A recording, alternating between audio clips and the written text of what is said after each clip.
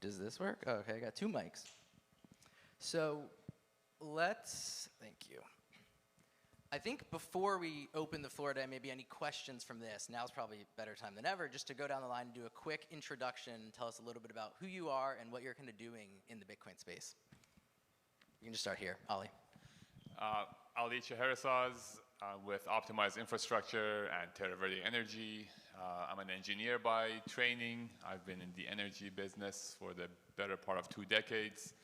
Spent the first 4 years or so in the Canadian oil sands, and the last 16 in solar. And I've been in the Bitcoin rabbit hole energy space since 2017. And it's one of those things that once you see, you can't unsee it. And the change I'm seeking to make by utilizing Bitcoin mining is to help unleash growth of solar. And I'll leave it there until the Q&A. Thank you. All right, I'm Scott Gaylord. I am with Crusoe Energy, and one of the little tidbits from the clip that we just saw was Chase Lockmiller, and that's our CEO. We're in the business of mitigating methane emissions. And so you saw a little clip flyover of a Crusoe site, but we deploy modular data centers all over the US and all over the world. And we use Bitcoin mining for the beneficial use of taking care of otherwise flared or vented methane from oil and gas wells.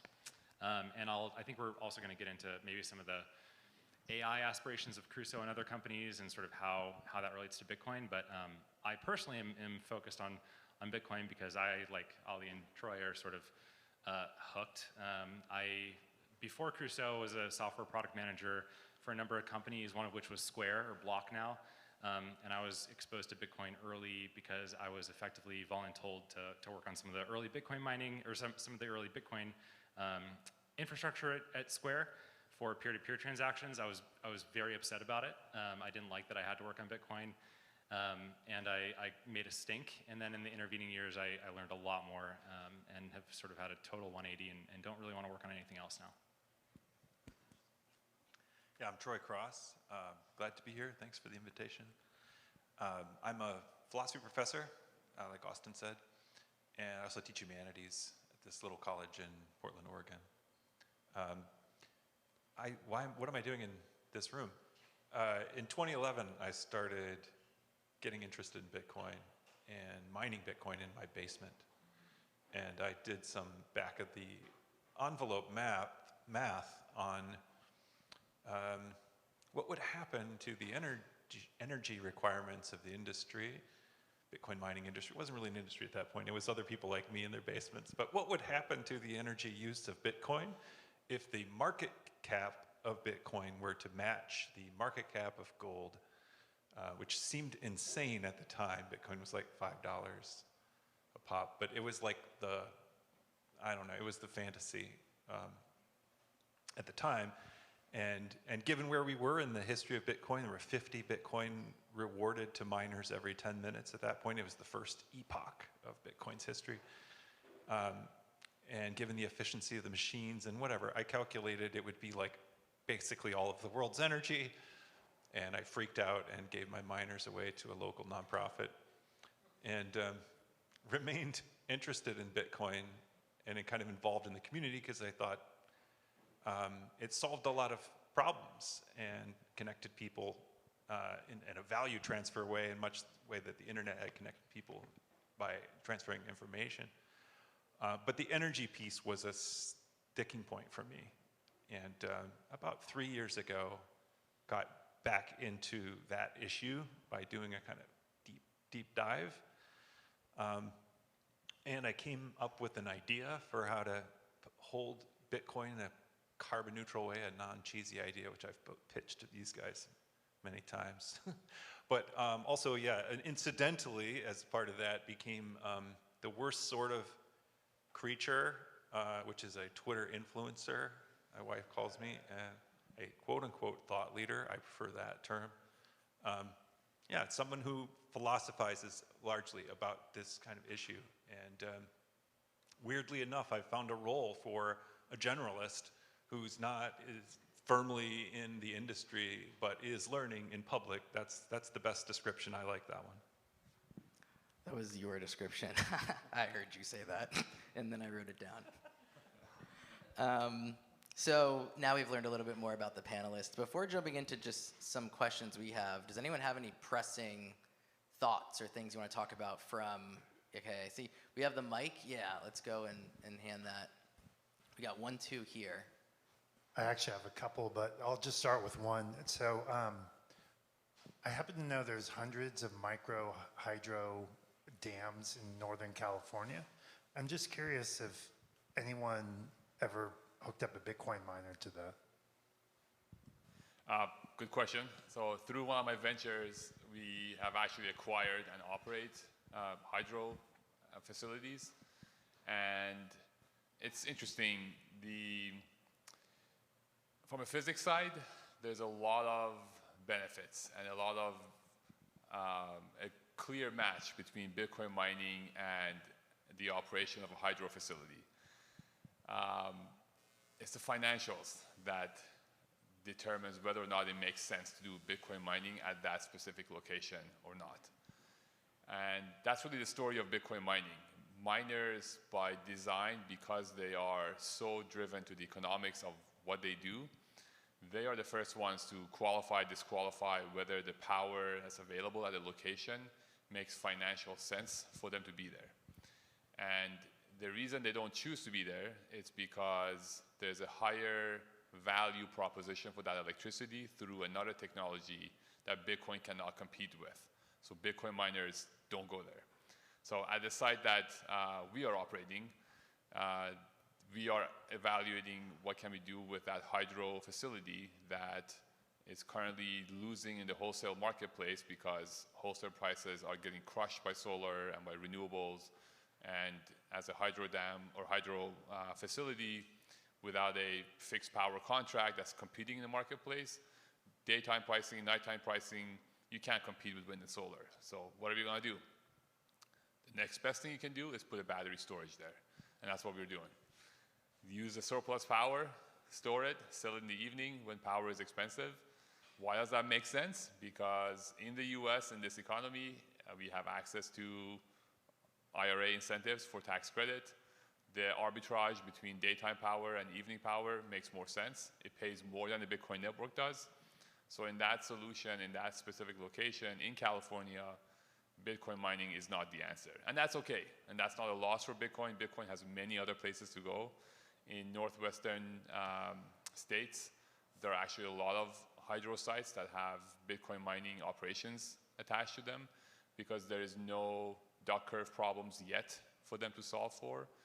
And in the near term, in a short-term period, a Bitcoin miner can go there for 2 to 4 years and operate and create more revenues for that facility. I believe Troy actually him and I were grabbing a bite before. He's doing a study, which maybe you want to talk about the Bitcoin miner that's up 95% in the Oregon area. So there's other applications for it, but it's very much market by market dependent. That's awesome.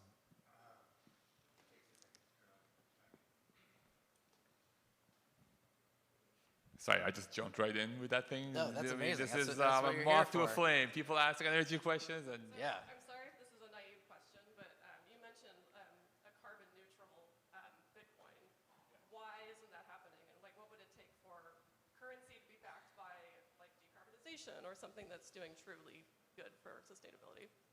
oh man, currency backed by decarbonization. I've never heard that before. That is awesome. That's a good tagline. I had an idea for a currency before I discovered Bitcoin, which was the whole point of the currency was to decarbonize. It was basically take the carbon budget for the planet, create a universal basic income out of a token that would allow you to legally extract fossil fuels, divide that right across all the citizens of Earth, and then they can trade that token to energy companies who want to do the extraction. And you're guaranteed, if you can enforce that globally, you can, that you won't exceed the carbon budget of the planet.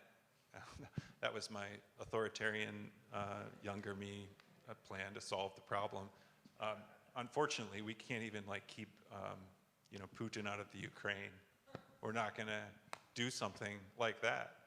Bitcoin works in a completely different way, and this is apart from my scheme, which I don't want to take up the time on this panel to explain really, but it incentivizes the development of power, but it's going to be the lowest bidder for power in any kind of contest with other bidders. It's going to lose. Temporarily, it might be bidding higher during one of these crazy price runs, but the Bitcoin mining market is really unique in that, first of all, you have a fungible good. Your Bitcoin is like any other producer of Bitcoin. Bitcoin's Bitcoin. So you have a fungible good. It's instantly transportable and saleable on a global market, so there's no transport cost. It's just movements on a ledger that's shared. So there's nothing to distinguish really one Bitcoin miner from another Bitcoin miner, except their input costs. And their input costs are 70 to 80% energy for the most part. So it's basically a perfect market. You predict that margins are going to go to zero. And the only difference between these companies is really their cost of energy. So the inherent economics of Bitcoin mining pushes this industry to super, super low cost energy. Otherwise, more miners will just keep entering the market until the profit margins go to zero. And so you have to ask yourself this question when you think about the impact of Bitcoin mining as a whole. What would a consumer of energy do that's always going to be the low bidder, that is portable, that is scalable, that is indifferent to location? It's location agnostic. It's indifferent to time. It doesn't have a preferred time it needs to be on. It's interruptible. You can turn the machines on, turn them back off. You can attenuate the machines. You can turn them down, and dial them up. So it's a perfectly flexible, cost-sensitive, location-agnostic, time-agnostic consumer of energy. And it just turns out that that kind of buyer of energy neatly fits needs that we have in the energy transition. The energy that's super low priced is energy that nobody else wants. That's why it's so cheap. It has no other bidders. And in other words, it sucks up waste in the system and monetizes that waste.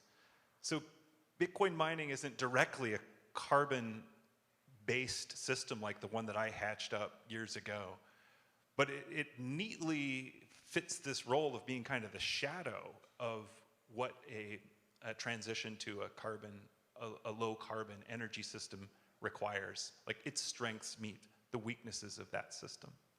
I don't know if that's helpful. And I can send you my white paper on my idea too. It's also perfectly voluntary, and you can do it as an individual or as a company. You can hold Bitcoin in a carbon neutral way simply by mining Bitcoin in proportion to your holdings and doing that mining in a carbon neutral way. Thanks for showing the video. Alana does great work. My name is Steve Eliscu. I'm with DMG Blockchain. We are a Bitcoin miner in Canada, where we use largely renewable energy. One of the things that struck me when I saw this video is it seems like this is yesterday's discussion, that we're kind of behind the curve talking about the sustainability piece. The market is already making the move to decarbonization happen. I mean, the IRA can help, but at least if you kind of look at the larger global dynamics, we are moving to removing carbon out of our energy grid. And what seems like a more cogent discussion is who's going to get access to that energy? Of course, we have the move to EVs. EVs, let's say within the next decade, are going to just be a no-brainer. It'll be like, well, why do you have one of those old-fashioned? internal combustion engine cars. It's not going to be because government dictates, it's going to be because EVs are better, and that's what people are going to want. And in the same way we see AI, just look at what the analysts are forecasting for NVIDIA's revenue. It's $100 billion. If you kind of do the math, you start looking at the amount of AI infrastructure that's going to be added is going to be equivalent to the Bitcoin network many times over in the next few years. So at least from our point of view is this issue that who's actually going to get access to these electrons? We have so many different new technologies competing for electrons, and at least from what we see also, the era of cheap energy is going to come to an end very quickly, sooner than people think. So that's more of a thought. Anyone want to comment on that? Yeah, don't threaten me with a good time. So, I'll love to say a few words, and I mean, we all have a lot to say here. Fantastic thoughts. Yes, this is the conversation that should be happening. A few things came to my mind just to respond and to share with the audience here. Alana, who's the producer of this movie, graciously gave us this chapter to show the job she's trying to to fill is to educate the masses. And she's taking the movie Dirty Coin to the festival season now. I think she was doing a coin flip on the name Dirty Coin or not. I think you convinced her to keep the Dirty Coin, so because it's catchy. The reason is we want to get pre-coiners, non-coiners, or just general public to understand what Bitcoin is. It's not the point of the video to sell people to go buy it, but it's to tell one story of it, which is the energy story. And we've all been in this energy space with Bitcoin for many years, and we have a lot of conversations with folks that ask the very fundamental questions, and hopefully this movie helps answer that. So that's, I think, the perspective of the movie. With regards to the world is moving towards clean energy and decarbonization, I would say yes, and geographically based. I'll give you a story of optimized infrastructure and some of our product market fit explorations that we've been on since our foundation. In the earlier years, we had a lot of traction with large-scale power producers in the US that were looking for a way to monetize their stranded and underutilized solar and wind power. Because in the market here in the US, the grid can't take all the solar and all the wind that we can generate. There's only so much potential for the grid to sustain it, and curtailments are crushing these generators. There was a lot of good traction there until two events happened in 2022 that I believe put the nail in the coffin for Bitcoin mining integration with large-scale power development in the US for good. Event number one was in August of 2022 when IRA happened. With the incentives that are there to do hydrogen, to do storage, to do a bunch of other things, Bitcoin mining cannot compete. The next event was FTX a couple of months after that. That completely killed any Bitcoin conversation in the capital circles in the US. I believe where Bitcoin mining can help steer us towards energy abundance, which is the third topic you brought up on, era of cheap energy is over, is to go solve for energy generation in areas where otherwise it's not happening. The reason why I love this video is that it starts in Africa and it highlights some of there's 700 million people without access to electricity. If the markets, if our will, if technology could have solved that, we should have had electricity at these villages. We could have at least had some light bulbs or enough to power a refrigerator, but we don't. There are fundamental reasons why that's not happening. I believe one way to spearhead that energy generation in such a market is through Bitcoin mining as a pioneer species, as a reason to essentially create waste, i.e. energy abundance, but not be scared of it. So Bitcoin mining can soak up the extra power, the surplus power that won't get used until electrification takes place. That has a big carbon negative impact to those regions because they are burning something to create power. They need power, they need heat, they need to cook food. So that's one way where Bitcoin can help, and that's on the frontier side of it, we believe. So yeah, different markets will have different opportunities, or Bitcoin mining has different opportunities in different markets to play in and have a role. On the AI side, revenues from AI sales on a dollar per kilowatt hour basis is so high, nobody can compete. Like, they are buying up nuclear power plant power purchase agreements, and people are easily handing them over because they make money. Scott can talk about this, they're in that business or exploring that. So, that job is solved, right? We have high payer for those services, so we can go build new generation because we have the buyer for it. There we go. Oh. Please, no. I'll be quick.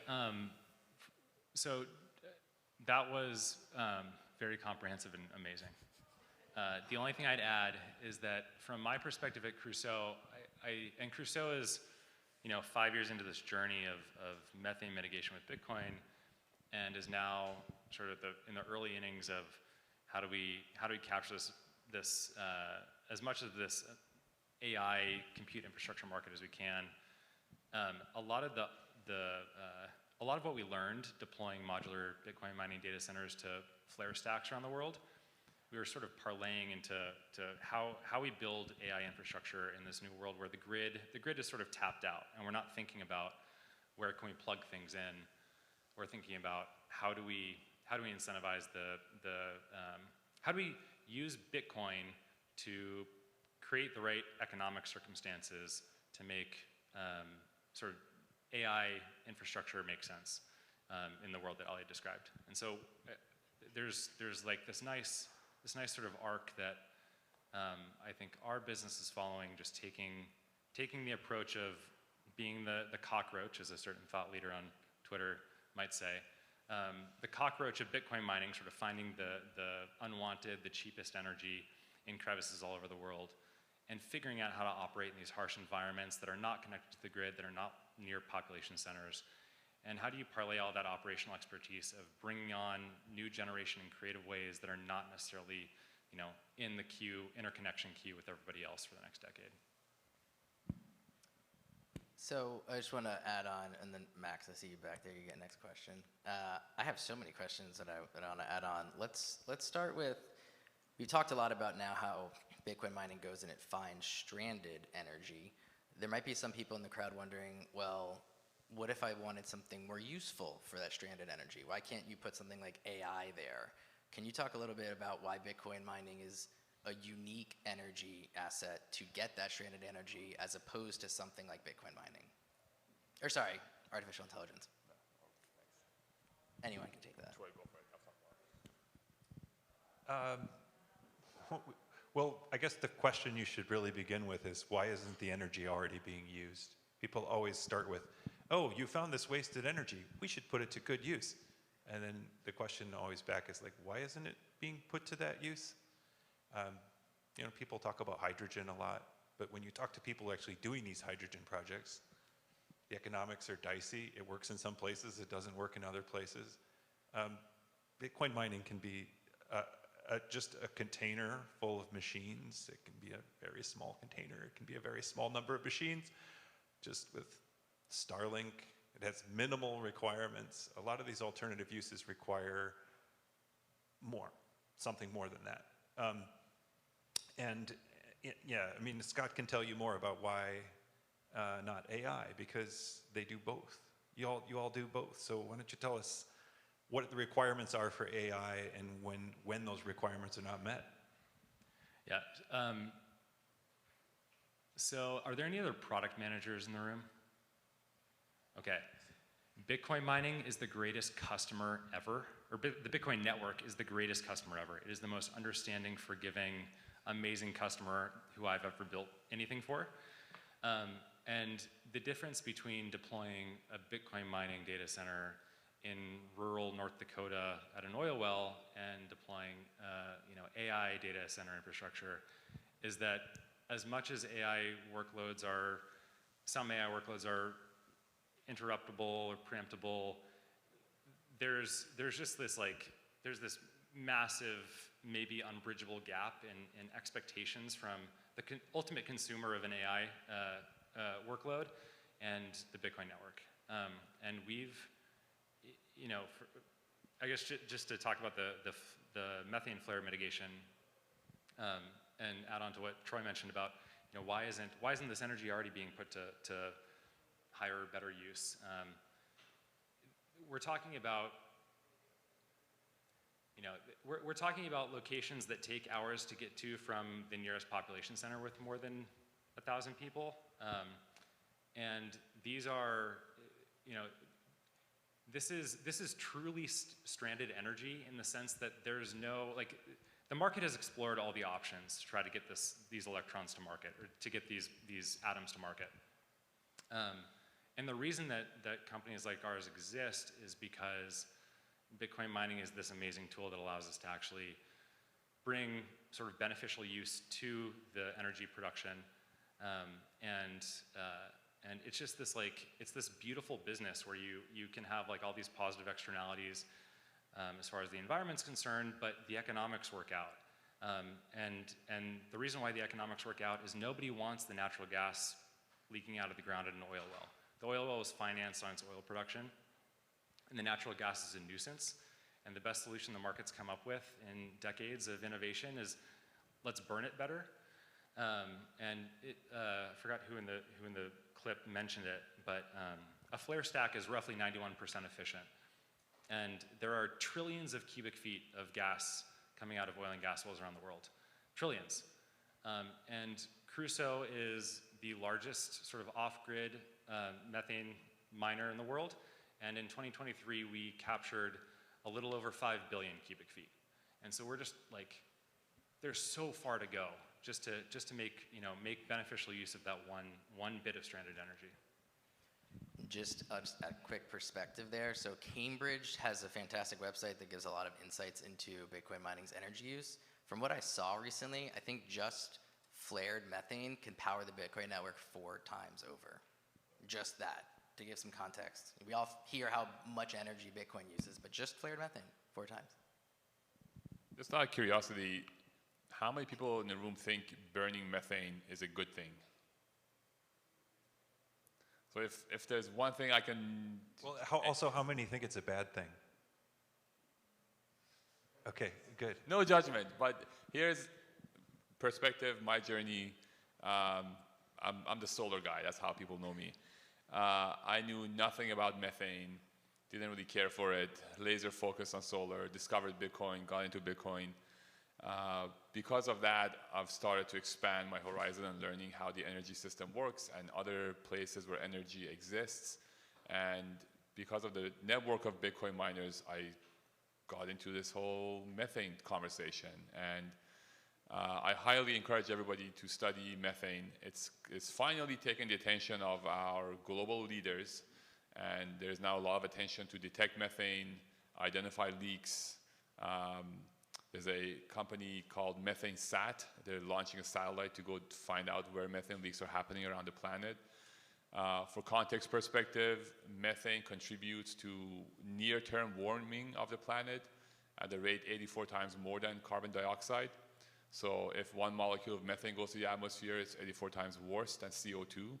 So for temporal basis, if we care about mitigating climate or climate change or temperature rise, you want to make sure you don't let methane escape into the atmosphere. You might say, well, let's just capture it and store it. It's very hard to store gas. You might say, let's liquefy it and put into pipelines. That's good. It takes a lot of infrastructure to liquefy methane, clean it, treat it, and then you got to have a natural gas pipeline nearby to inject into. And good luck getting an interconnection to a utility natural gas line to be able to buy that. In California, by mandates, we're forcing utilities to do this, but that requires government will. You might say you can use it to create a microgrid. Okay, if your methane production is at a sanitation facility, I have many of those customers. We put combine heat and power with a battery, you can make a microgrid, that's great. But many of the other methane leaks that happen are at sites, as Scott was saying, they are very far from civilization. They're landfills that we don't want to look at. They are oil wells that we don't want to be attending to or be near on. So burning those and burning them efficiently, 99.9% efficiently, is a very good thing to do. And that's not my business. I'm a solar guy. Like methane mitigation is a big thing. So it's amazing work that Crusoe and others are leading and doing. If I can add quickly, yeah, the UN says that methane mitigation is our strongest lever against climate change.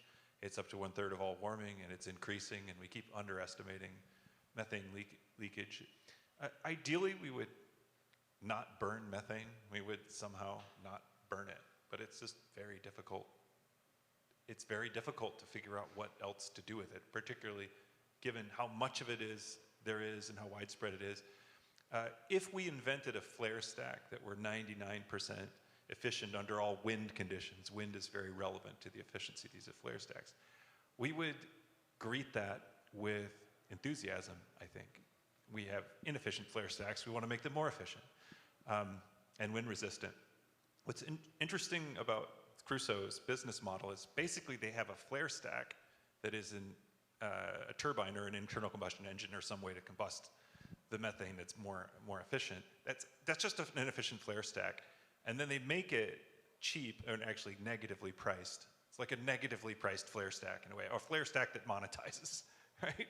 So if you made a flare stack cheaper, that would be cheered, certainly by environmental advocacy groups. But they've made it a little bit too cheap, so they get pushback. You see the paradox here? Anyway, it's a cheap flare stack, just super cheap and very efficient. Great panel, guys. 2 questions. One, Ali, I think both of us are solar and Bitcoin maximalists. The last time we talked about this, solar plus Bitcoin mining plus storage didn't quite pencil yet. I'm curious, what's like an example of the lowest levelized cost of energy you've seen there? And in general, what's your best sense on the learning curve right now for lithium ion and batteries and how quickly that's going to be able to take place, whether it's in the US or elsewhere? And then Scott, a question for you on the Crusoe side, just kind of roughly, could you give us a sense of revenues for AI versus Bitcoin mining? And based on that, what you think, 5 years out, how much of your business is focused on AI versus Bitcoin? All right, I'll go on the solar side. So yeah, since 2 years ago, it seems like 2 decades ago, given how fast solar and battery cost drop has been happening, just recently alone, the price of lithium-ion batteries got cut in half. There is a very massive race to the bottom for lithium-ion battery manufacturers globally, both for the rush to meet the demand for EVs, as was mentioned earlier, and also for a grid asset, using batteries to do load shifting, stabilizing the grid to meet the really big power generation that's coming from solar, because solar just keeps getting cheaper and cheaper. Today, it's cheaper to buy solar panels to build fencing around your yard and have it be planted vertically than to actually go buy 2x4s or just a panel, like wood panel, to build a fence. That's how cheap it's gotten because of all the investment that has gone into it and the oversupply that exists. The combination of those 2 factors alone, it's still making solar development, especially in markets that are incentivized by tax credits, to do okay on their own. And we're still underutilizing the engineering potential of solar as something that can be 100% monetized, because we don't care, because financially the project's penciled, the returns are good enough, the tax credit is there to finance the first few years of it, and projects are happening. There's market demand for it. There's not much pushback. Where mining is coming in for us in our exploration is in Africa. We are utilizing it under currently as a backup power solution, where homeowners are buying solar powered batteries in order to have backup power in areas where the grid is very unstable. And because it's unstable, it can't take export of electricity. They are willing to pay for the battery. There's solar there. they're not maximizing the rooftop to put solar, all because they can't balance their electricity with the grid.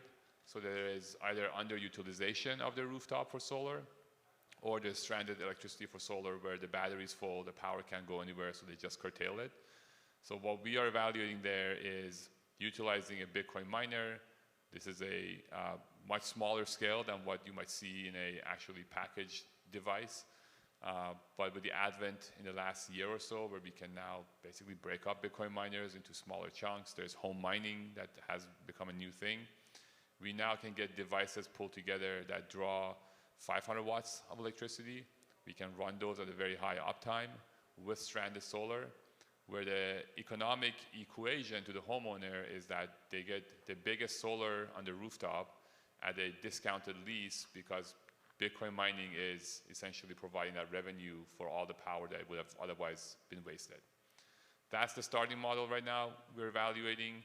And then the really big vision is developing these nanogrids, these nano sites where you can basically just drop ship a battery, power it with solar, use a Bitcoin miner to stabilize the power use and make sure the project can return some economics until full utilization of electricity is there.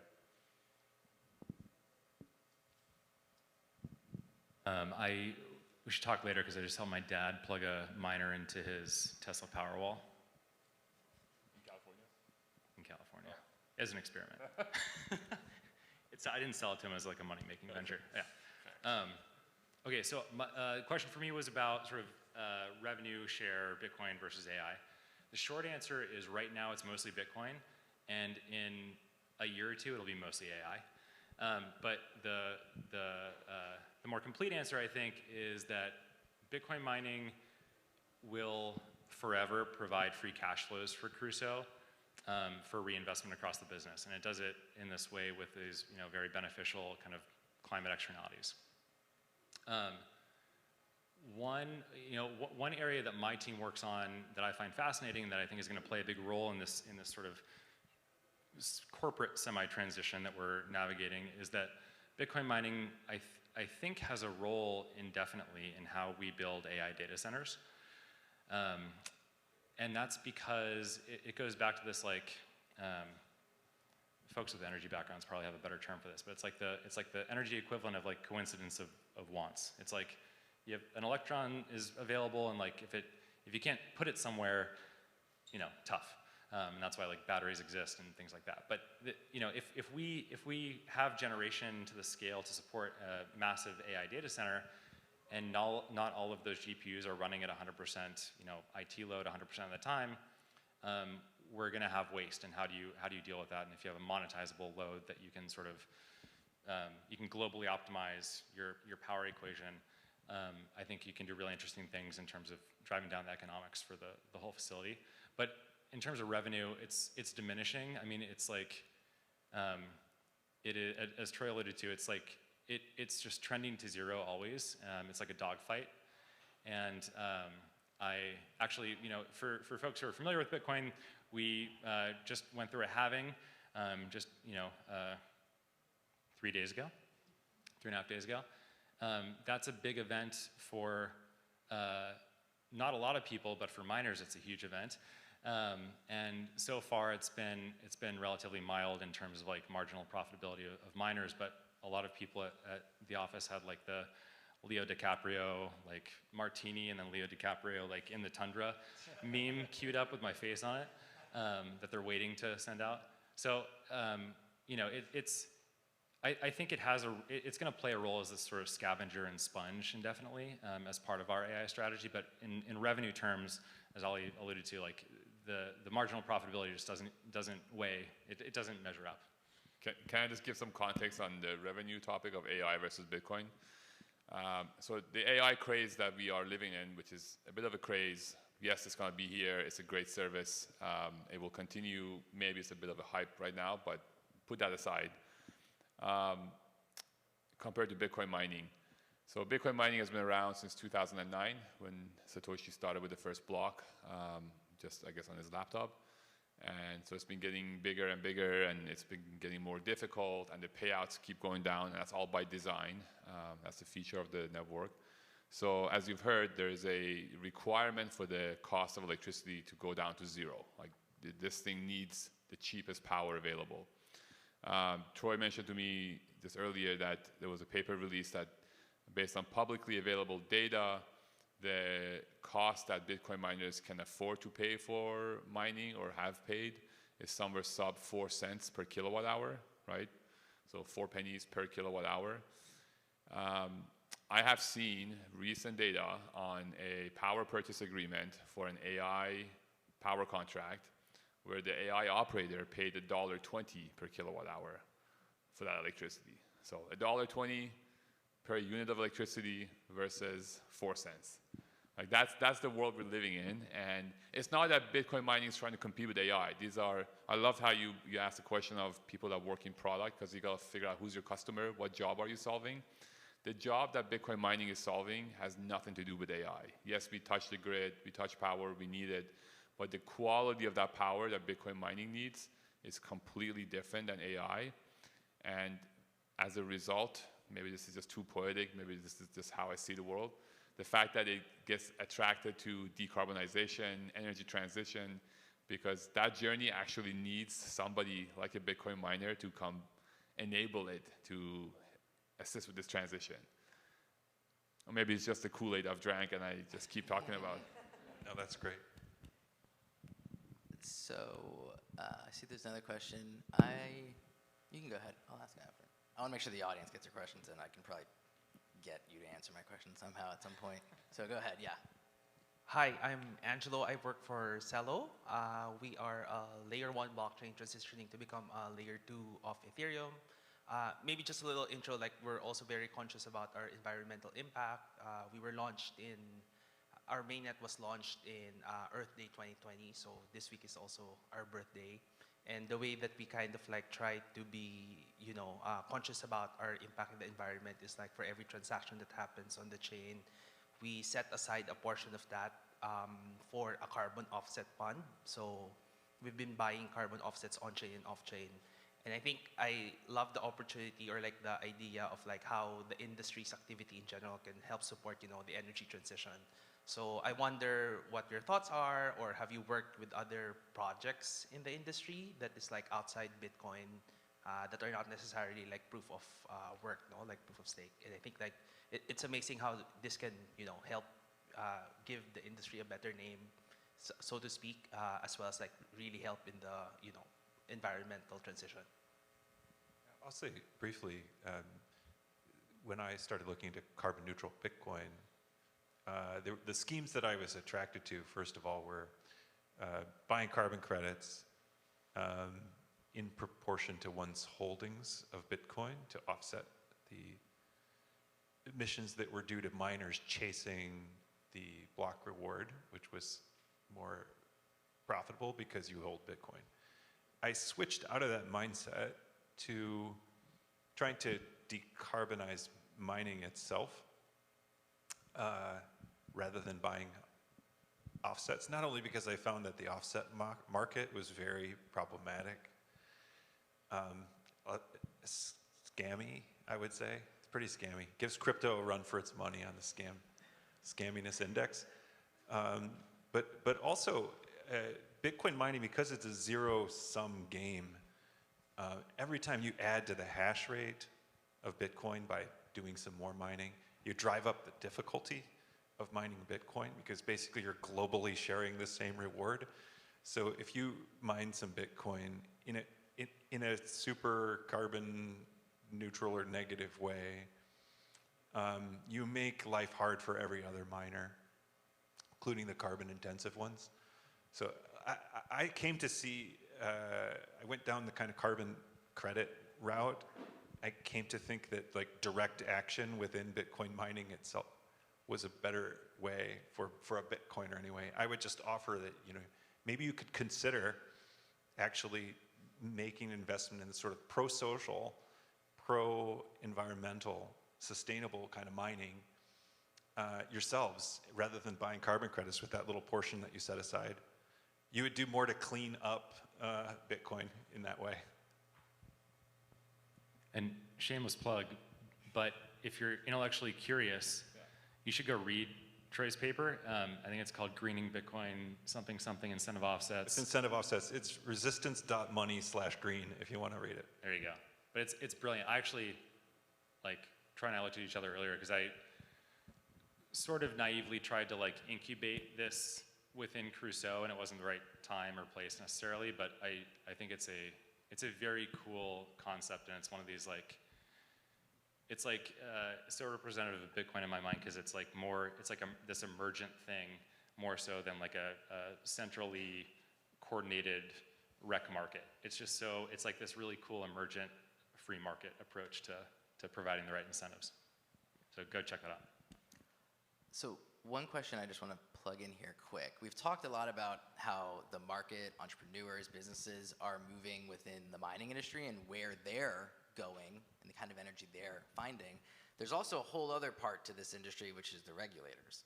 So the regulators are working to perhaps, well, I don't know how hard they're working, but trying to understand Bitcoin, and people are trying to help them understand Bitcoin. There was a policy summit in DC just this last week talking all about Bitcoin. There was a track for Bitcoin mining. So where do you, as quote-unquote Bitcoiners, and also just as people who are in the Bitcoin energy industry, how do you think about regulation and the future of regulation on the industry in the coming, whatever your time frame is? Anyone can jump in. Can I start us out real quick?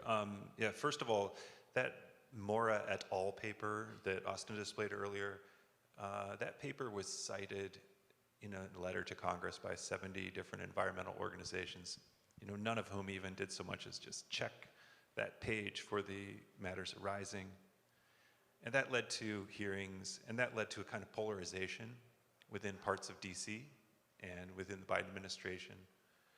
And it's unfortunate because Bitcoin mining it's difficult to understand, and it has a variety of different kinds of impacts. The Biden administration has proposed a 30% tax across the board on all Bitcoin mining in the US, which I don't know, would really just shift hash rate out of the US. I don't know what effect it would have on emissions. It might increase emissions. If the average emissions of the network is higher outside the US than within the US, it would increase emissions globally. It's a very weird move. It doesn't distinguish between kinds of mining. I don't think it really has a chance to go anywhere. Within New York State, there's a commission that's finishing up right now that will probably end up in some action against Bitcoin mining in the state, once again, because it became highly politicized in the State House. I'm also a fellow at the Bitcoin Policy Institute. We try to educate lawmakers, regulators on these issues, and we are having some luck. Last week we had the Director of Geothermal Technologies for the Department of Energy speak at our summit. We made connections with a lot of people in the regulatory scene, and people one-on-one are terrific, and they're open-minded and they're curious, and the upper levels of bureaucracy in the federal government is full of brilliant, smart people who are curious. So I'm optimistic on the broad scene, but unfortunately we are caught in a polarization dynamic from which it is very hard to escape. I can give some perspective on regulation and maybe a hope for how it could be solved in our favor. And by our favor, I mean this overall effort of energy transition and decarbonization. So as a business owner, you cannot operate a business in the US without being involved in the policy landscape, especially one that touches energy, which is, you can argue it's a common good, it's a utility. So we're heavily involved in all areas of policy, especially here in California. When it comes to regulation, that's a process that's very convoluted. It involves a lot of policymakers, elected officials, which what I like to call them because that emphasizes they're elected by a group, by people. People are motivated to vote for them. The surest way to get regulation in your favor of your incentives or your endeavors is to put pressure from bottom up. I always quote the line from The Gladiator, with the scene that Maximus is told, win the crowd, win your freedom. You gotta win the crowd, and the crowd are either citizens or business operators, people that are involved in that geography to push and put pressure on the elected officials, or ultimately run their own elected officials to office. When it comes to Bitcoin mining in the US, again, this becomes a very much geographic conversation. Like Bitcoin mining in Europe versus Africa versus US is completely different landscape because of the grid, because of the policies. In the US, it would be landfill operators. We win enough of them when they see that Bitcoin mining can come and clean up their methane releases. It's grid operators. Texas is doing a lot of good work integrating more and more renewables, and they're balancing their grid with Bitcoin mining. The rest of the grid and utilities are paying attention. This is still early days. It's hotly debated, but Bitcoin mining does have a role there. It's oil and gas well operators where they are either facing pressure to cap their wells, mitigate their methane release, gas release, where they can actually deploy one of Crusoe's solutions and flare it cleanly. It's those members of our society that we need to win so they can put pressure on elected officials to pass regulation that combats the horrible regulation that can come in, which would push Bitcoin mining out of the US, because in the US, Bitcoin mining is actually a lot more sustainable and supportive of decarbonization and energy transition than many other places where we have no data on. It's blind. If the 30% tax were to go into effect, Crusoe would be gone. And that's, like, I'll find another job, don't worry about me. But our ESG report, which I think you've read and kind of... It's fantastic. I had no part in it. But there are some brilliant people at Crusoe who put together a really thorough ESG report every year. The 2023 annual will come out in the coming weeks, but I read a draft of it this week, and the net sort of carbon equivalent emissions effect of our operation in the US in 2023 was 750,000 metric tons of carbon, CO2. And so, negative. And so that would just go, like, we would have to shut down. And the flare stacks would start burning.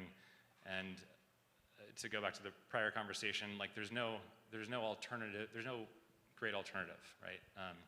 The reason that gas isn't being brought to a market to power a home is because it makes no economic sense, and it's so far from making economic sense to do so, to build the midstream infrastructure to do that, that we're going to go back to burning, to flaring and venting. So, and to just one last comment on the policy question, I found, and we found at Crusoe, that I think building personal relationships with legislators and with elected officials, and just getting in a room one-on-one with these people has a massive impact, because, as Troy mentioned, there are a lot of wonderful, well-intentioned people in high places in the government.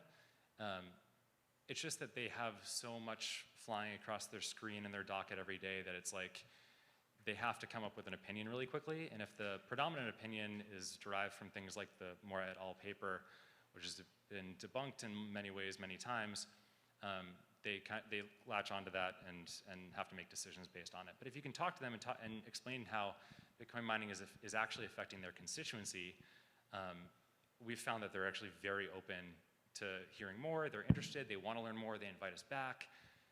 So it really is just like, it's like this guerrilla campaign, I feel like, across the industry of just teaching people. It's trying to be an educator, and I think it's no fancier than that.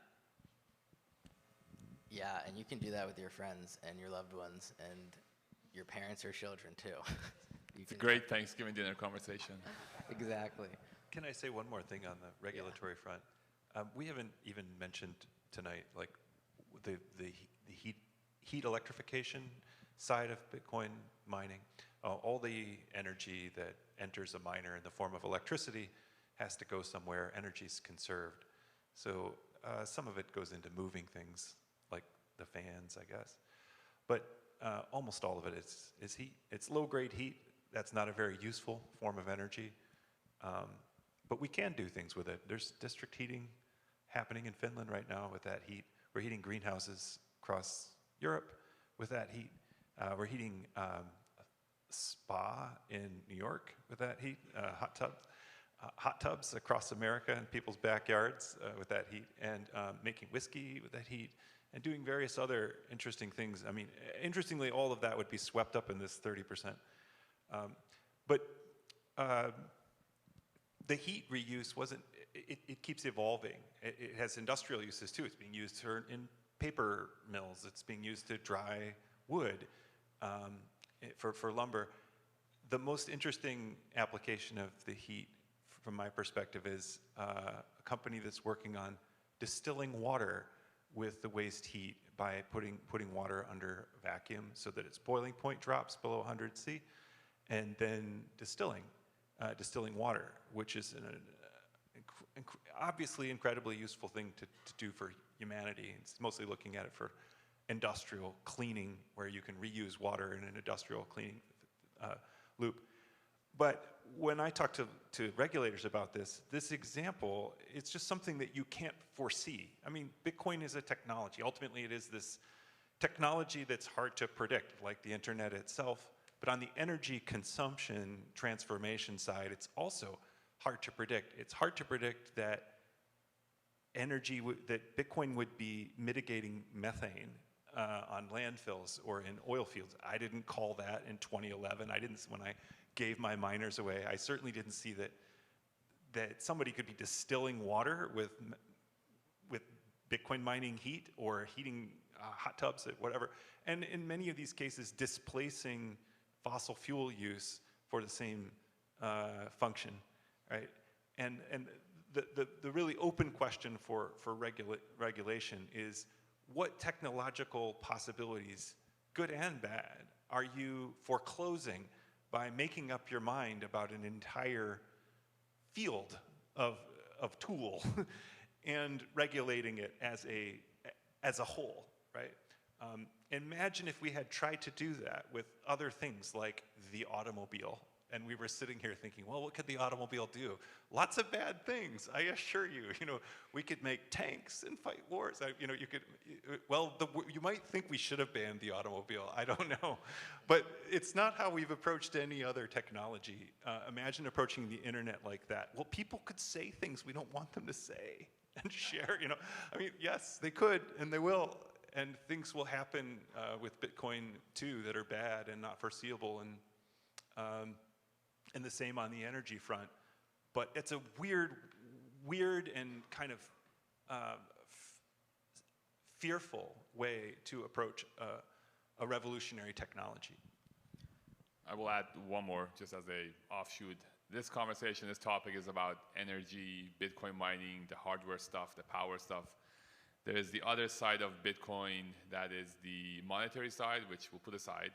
Then there is the internet infrastructure stuff that Max back there, who asked that question, you should go talk to learn and explore how can Bitcoin as a protocol can actually change the way we live in our digital worlds, online stuff. So he's the expert on it. There's a whole other layer of innovation that's happening that it's none of my business. I'm the solar guy. The other stuff, talk to him, and that's the kind of stuff we'd be saying no to happen if he would remove the base layer, which is mining, that secures the network, that powers all the other innovations on top of it. The quick question I was going to ask, I'm certainly not the one to do this. Can anyone here provide a brief sort of summary of OTEC as well? I think that's like a fascinating, that you can use Bitcoin mining in that as well. Sure, I saw you laugh. It's basically using the temperature differential between the surface of the ocean and the deep ocean in the tropics to run a cycle where you go from liquid to gas and turn a turbine. It's an old technology, but there's difficulties testing it at scale. It's a 100-year-old technology, but it's difficult to test it at scale because it costs a lot to build one of these facilities, and there's no way to monetize energy when you're out in the middle of the ocean. So Nathaniel Harmon has started up a company, OceanBit. He's an ocean scientist. And the idea is to run a mid-sized OTEC facility from a ship, actually, and mine Bitcoin all the while so as to pay back for some of that test. Theoretically, this could bring us 5 cents a kilowatt hour power to 1 billion people who live along the coasts in the tropics, carbon neutral energy production, and also something that potentially powers deep sea mining or the collection of manganese nodules, which contain a lot of rare earths that are very useful for the energy transition, but require a lot of energy to remove from the seafloor. So another mind-blowing possibility that never occurred to me, Nate called me up like 2 years ago to give me this story, and I was absolutely floored. And I don't know what else is coming down the pike like it. I saw there were a few other questions. Let's see, you got the mic. Hi. Oh, that was so loud. Hi, I'm Summer Kwan. I'm a recent graduate. I have a background in civil engineering. I had a focus in sustainable urban environments. I'm kind of dipping my toes right now into AI work. I kind of have a question in regard to cogeneration in Bitcoin mining. My college campus has a cogeneration plant under the main quad, and during Hurricane Sandy, that was kind of the only reason why the power stayed on. I'm just curious. I came here kind of with the intent of a student. I'm still learning more about Bitcoin. I'm still learning more about how Bitcoin relates to sustainability. Do you have any thoughts on cogeneration and how that could benefit Bitcoin mining, kind of like how solar does with Bitcoin mining? So there's a couple of angles. Cogeneration as it is, like combined heat and power, it's a well-established industry. By and large, that gets deployed at locations where there is either excess electricity, you can use the heat for something in that operation, or there is actually methane from a wastewater treatment plant, for example, and you burn that, you create power and you offset your usage. That's largely where you see cogen get utilized. For backup power, you can have a propane tank that basically kicks on. When there's a power outage, turns the generator, makes power, keeps you online while there's a grid outage. In the typical CHP, combined heat and power, that's how we've used it.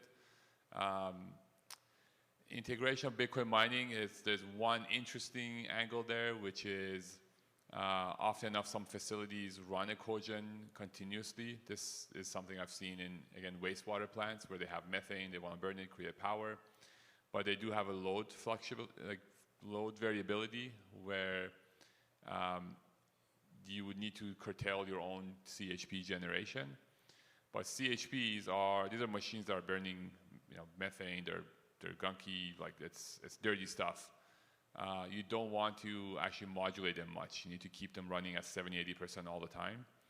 So what ends up happening is a lot of these industrial facilities, believe it or not, they roll in a piece of equipment called a load bank, which is basically an electrical resistor that takes surplus power and creates heat with it so that we don't curtail the CHP device so as to not to damage it and cause fires. This is called wet stacking. It's a horrible name. I don't know that's what they call it, but Google it. And I've talked to plant operators that had mentioned to me that, oh, years ago we did a CHP and we had to bring a load bank because we had so much power and we were just wasting it. Boy, did I wish I had a Bitcoin miner 10 years ago. Like we could have been making, printing mint. That's one application of it. The other side of it is really a Bitcoin miner is a CHP, as Troy just mentioned. It takes electricity, 95% of that is heat, and that's using that heat to offset some other operation where you otherwise avoid using propane, using gas to heat the building, whether it's greenhouse, whether it's a pool, whether it's for water purification. That has a benefit, a revenue tied to it, which essentially utilizes Bitcoin miner as a CHP. So those are two areas that I know of comes to my mind. Thank you.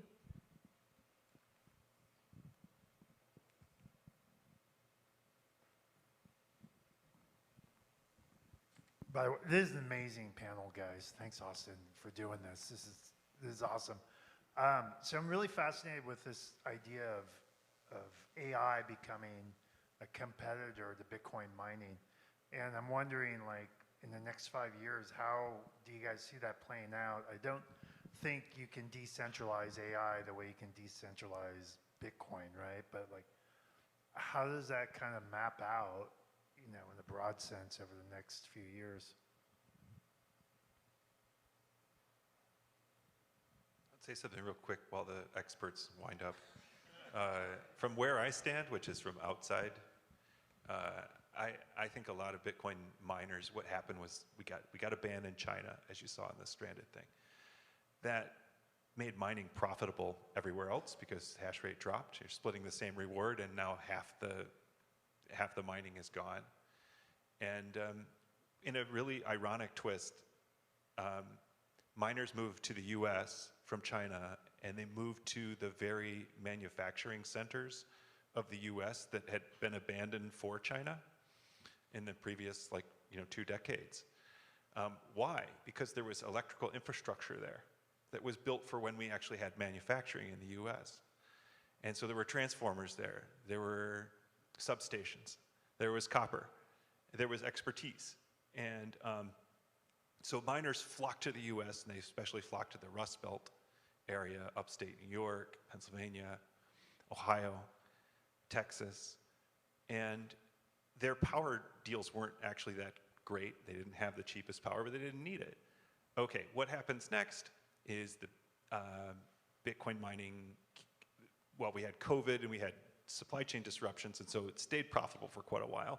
But eventually, more machines were produced, more hash rate came online, profit margins went down, and pressure was on to find cheaper power.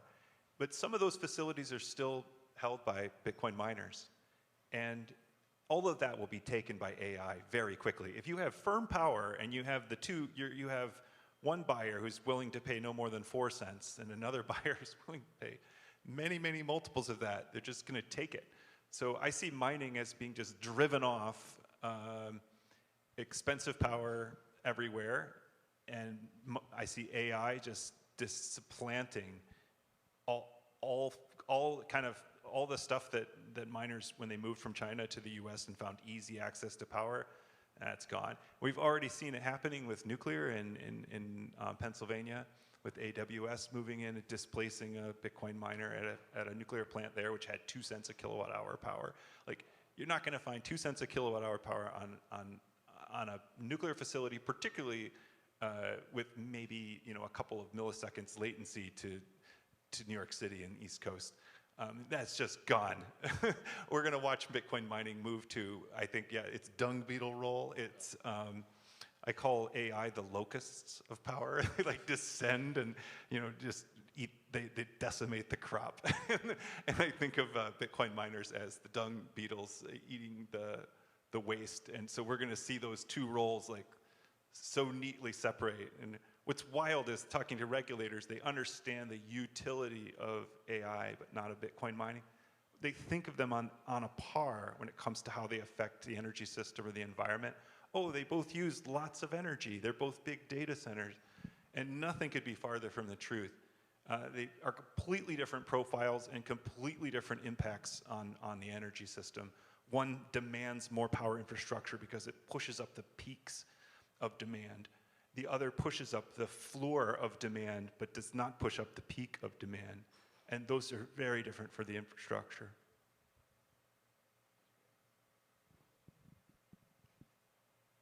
Okay. Say something, Scott. Yep. And Really good. okay. I think people are probably starting to get hungry. We're coming up at 8, so that's probably an hour and a half of talking. Maybe closing out with just, is there another question? You can close out with a question. Yeah, awesome. Really excited to be here. This is really, really cool. I heavily related to your story, and I'm glad that you brought up about the applications of excess heat and that you could never foresee what those would be. My name is Nathan. I'm a sales guy, I guess, for a shrimp farm. Shrimp farming? Yeah, containerized shrimp farming. So do you need know about heat? the marathon thing? Oh, not yet. Marathon is doing waste heat with shrimp farming, a pilot.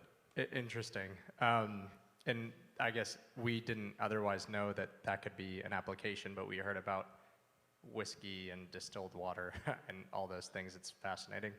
So I was wondering what things were, I guess, what is a reasonable set of criteria that you evaluate, like those potential vendors in some of that like heat reuse application? Like what kind of things are important to your businesses, or in terms of where you can reuse that energy, being distilled water, like whiskey? Is it the story that you can tell? Is it the capture of profit or something like that?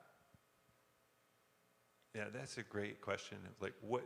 This is a question I ask myself constantly, which is, what's going to be the most scalable monetization of waste heat of Bitcoin? Where is it going to go eventually? And Bitcoin, as you saw in the video, Bitcoin miners are very dense power consumers. They consume a lot of power per space. So there's just no way you can use the amount of heat that comes out of a large data center. Right? So the heat reuse applications tend to be small. Like one S21 miner is probably going to be enough for your hot tub, and it's going to maybe more than your hot tub needs. So yeah, although there are some large, actually talking to the Department of Energy geothermalist people, they were like, give us your heat even up to 100 megawatts. We will store it in the ground. We'll store it seasonally and bring it back up. So just please give us a mine like right next to Boston where they could use some heat in the winter. We can store it for many years even with good turnaround efficiency, the new geothermal technology. That might be the one that unlocks it at scale, is geothermal storage. But otherwise it's like, I don't know, how much are you paying for heat? We want to find people who need it. We find people for whom ground source heat pumps are more expensive because this is in a way less efficient than that. Find places where you're using ordinary resistance heaters, and but that's the great question. We're doing it experimentally, just like Marathon is doing the shrimp farming heat thing. That's kind of the great thing about Bitcoin. We have a global experiment on finding the kind of optimal blend of cheap energy, high uptime, unique niche, and also heat off-taker. Like, where can we find the perfect optimal mix of all of those and scale? I can't say what it is, just like we have to wait and figure it out. There's like thousands of people working on exactly that question. I think from a specific business angle for your operation, you need to solve for the return on investment on doing something versus doing nothing. Currently, I assume you buy electricity for your operation, you buy gas to heat your farming. I know nothing about farming, but from a systems thinking, there's inputs and outputs, right? There's costs to run the business. So the change you'll be making would be either buy a miner or two or however many you need, do the calculation of how much power it draws, how much heat does it give you that you can offset from your gas purchases. If there is an opportunity for it to buy power flexibly, which Bitcoin miners can, where you can ride your time of use electricity costs and buy electricity at the cheapest moments, use the heat to offset your gas purchases, assuming you can buy volumetrically, there's a mathematical equation there to be done. Will it compete with a ground source heat pump where it has incentives, where it has other use cases, and also a longer economic useful life? Keep in mind, Bitcoin miners, those devices, they last 4 years, and especially if you're running them up and down a lot. If you let them be higher, if you're like Alex here, you can let them and set them and forget them for a while. Especially the earlier generations, they can last much longer, but their efficiency drops, especially against the network competition. Scott mentioned on Friday at 5:07 p.m. there was a Bitcoin halving event, which means the payout of the Bitcoin network dropped by half. So your machines that were converting so many kilowatts of electricity or joules of energy into Bitcoin against the whole network, they're not getting half as much in reward. So your economics would be cost of electricity for Bitcoin miner, rewards from the Bitcoin mining, heat offset. If those pan out and they return your capital on the time and energy you put in to buy that machine, there might be a there. But this is all early days, guys. Like we are so early. This is a decade from now, I think we'll be talking about this and be like, oh my God, remember the time we're talking about shrimp farming and Bitcoin mining? Like, it's a thing. It'll either all be shrimp farming or none of it. we don't know. Okay, I want to close out with this last question. We can make it quick, but maybe give the audience something to take home with them tonight. How would you, because we see that there's people who work, maybe they go to school or they work in the energy industry or end industry where they're thinking about Bitcoin mining and how it could be integrated into what they do. How would you recommend they approach that conversation with somebody they work with or with their organization to meaningfully talk about exploring Bitcoin without them just getting shut down or making it, they don't want it to seem like a joke when they're talking about it? That's to any panelist. It's a good one for Scott, because I think you face that question, right, as a company. I talk to a lot of companies who are doing Bitcoin mining, but they don't want to talk about it. They do high-performance compute. They do flexible compute. It's blah, blah compute. And it's because of the polarization and media soup that we are swimming in. It's a shame. You know, you will lose people if you use the B word. It's better just to say, oh, we've got a really efficient flare stack. It's actually paying us back. You know, or you say we've got high-performance compute. It's better if you have a little bit of other kind of compute you can mix in. Then you can, you know what I mean? You can say, yeah, we're doing AI. Other stuff too. That resonates. I think I like to tell people not to shy away too far, or at least not to bait and switch anybody into talking about Bitcoin. Yeah. But I think it is still like a delicate conversation with a lot of people. I think that to the extent you can draw an analogy, like, you know, if it's a heat use application, and you can talk about the, you know, bathhouse operator. They actually just opened a new facility in the Flatiron building. Awesome. Yeah. They had just a normal thermal resistance heater to heat their tubs, and they swapped it out, and they used the exact same. They used no more electricity than they did with the resistance heater, but now they're mining Bitcoin using the waste heat to heat their tubs. They're like, whatever the application is, there's an analogy to draw of what was once waste and has now been put to beneficial use with Bitcoin, because a lot of the time the conversation is, why can't that be put to more beneficial use, to Troy's point earlier. And so I think to the extent you can flip the script a little bit and bring to light some of these really amazing examples of what was, in retrospect, waste, you know, just like using a resistor to generate heat for applications, burning methane in the middle of the Midwest. There are so many examples where Bitcoin is you know, fulfilling its role as the dung beetle of energy. And so I think just like finding analogies that resonate with people, instead of talking like in broad swaths about like, no offense, like broad philosophical. Totally. try to anchor. Don't be a philosopher. But to the extent be a storyteller. Be a storyteller, yeah. To the extent you can anchor on something tangible that helps, you know, people have a light bulb moment, I think and make it sort of personal for them is the way I'd approach it. And wade into it gently, but don't do a bait and switch, and don't do a compute load and AI and stuff. I think that doesn't help your case. Yeah, in my experience, like my journey to Bitcoin was it started from a place of fear. It was one of those where I was like, oh my God, Bitcoin and solar have a future, but I was scared to talk about it to my investors, to my employees, to my customers. It took me over a year to come out and start to publicly talk about it and write about it on LinkedIn. And then I had people actually reach out to me. They would message me, hey, Ali, is this Bitcoin stuff real? It's not all a scam. And it was through that process that I started to realize that people are hungry to learn about this. They are curious. The word Bitcoin as a brand actually has a lot of value. I think everybody on the planet at this point has heard the word Bitcoin.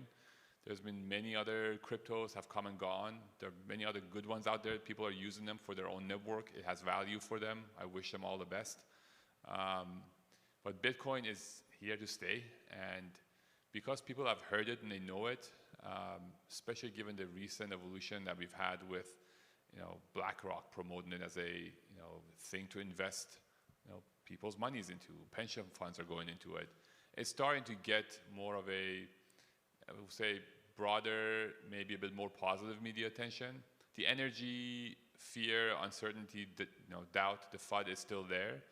But then you talk about case examples. You talk about landfill gas and why do we have methane? Why is that bad? Why should we burn it?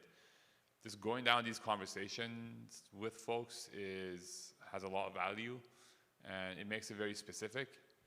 I'll close with this. People often ask me, oh, like all this stuff aside, how much Bitcoin should we buy? And, or how much should I put into Bitcoin? And my answer is always 100 hours. That's what it takes to really peel this onion. There's so much to it. And, going to engineering school changed my view of the world. Going through the Bitcoin school is another one that has changed how I see the world. And I hope it does some of that for you and others. So that is a perfect segue. Thank you, everybody, for coming out tonight. A big thank you to the panelists for coming and just making this event amazing.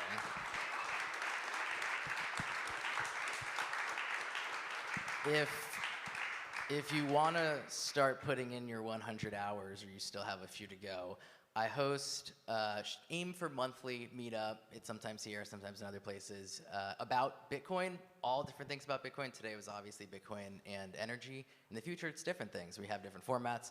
Sometimes it's panel conversations, sometimes it's workshops, sometimes it's presentations.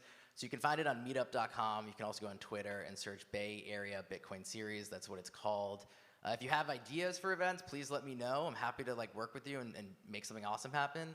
But with that said, just thank you everyone for making this an awesome night, and thank you to Digital Garage for letting us host here. I think it's about 8:10, 8:15, so take some time to mingle, but we should try to get out by about 8:45. But with that, thank you. Thank you so much. Thanks, Austin. Thank you all. Thank you.